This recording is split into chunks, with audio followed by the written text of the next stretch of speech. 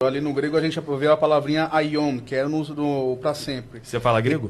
Nai elenishilalen dinamai, ala uktenean eleniken alaten no koinen.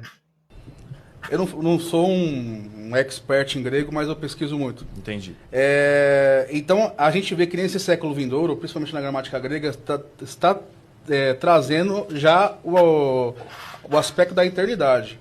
Enquanto o católico aproveita o fato do Juan não ter domínio pleno da língua grega, ele aproveita para colar esses fantasmas e pegar você, que é leigo, que não conhece de técnicas de argumentação e de debate, para fazer você entender que ali ele ganhou. Bem, a única coisa que ele fez foi colocar o Juan numa situação difícil, que infelizmente foi aproveitado por falsos professores de grego para poder fazer meme. Mas eu não estou aqui exatamente para fazer apologia do Juan, mas para defender a palavra de Deus, e que nesse caso foi bem defendida pelo argumento do Juan em Mateus 12:32. Colocar purgatório aqui é no mínimo analfabetismo hermenêutico. Vamos lá, Mateus capítulo 12, verso 32, já que ficou faltando a gramática grega lá do Juan, eu vou trazer essa aulinha para vocês e mostrando a vocês que não tem purgatório nenhum aqui.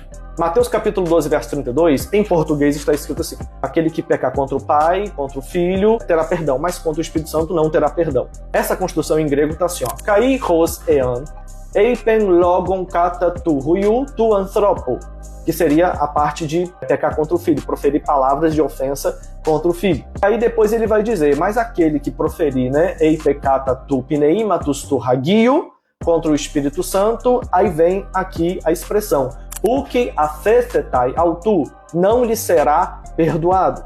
Essa sequência que nós temos aqui, de uma oração condicional, introduzida por Ean, que é uma condicional real, tá bom? Se você não sabe prótese e apótese, pergunta o Papa. Ah, mas Matheus, você é muito arrogante. Sou arrogante não. Arrogante é querer expor os outros no debate de uma certa forma e depois não garantir contra um professor de verdade. Vem comigo. Quando nós olhamos aqui a sequência ute en tuto, tu aoni seria a expressão que o Juan usou.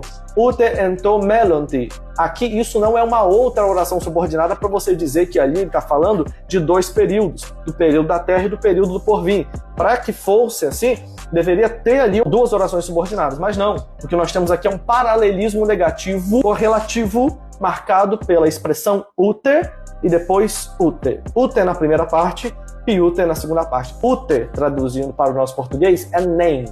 Nem. Então, nem nessa vida, nem no vindouro. Só para poder deixar mais um pouquinho, né, simples para a gente entender, porque o próprio Jesus fala assim, olha só, se pecar contra o Pai, tem perdão. Contra o Filho, tem perdão. Ou seja, ele está trabalhando gradações de intensidade. Ele está trabalhando algo para poder trazer uma apódose, que é o efeito da preparação desse argumento, de forma impactante, trazer uma punch, um relevo, para chamar a atenção da pessoa para dizer sobre o único tipo de pecado que não tem perdão, que é você atribuir ao diabo uma obra realizada pelo Espírito Santo. Dito isso, senhores, ele vai usar dois recursos estilísticos aqui. O primeiro, introduzir orações condicionais, através de dizer, né, nem o Pai, se você pecar contra o Pai, se você proferir contra o Filho, você tem perdão. Mas, aí depois ele vai dizer, mas se proferir contra o Espírito Santo, é a primeira ideia para dar um relevo, para mostrar que o pecado não tem perdão, que não tem nada de purgatório aqui. E a segunda é ele dizer basicamente assim, nem nessa vida, nem na outra. Ou seja, nem aqui, nem na Conchinchina, nem no céu, nem na terra, nem embaixo da terra. Não está falando sobre a possibilidade de perdão no futuro.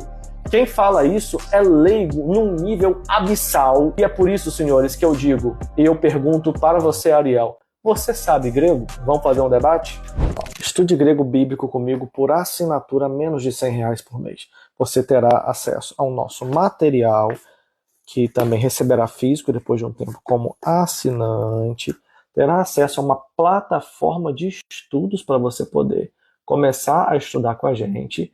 Terá ainda alguns encontros quinzenais diretamente comigo e com a turma, suporte até diário se você quiser, e ainda tem um bônus do assinante, hein? Chega pra perto.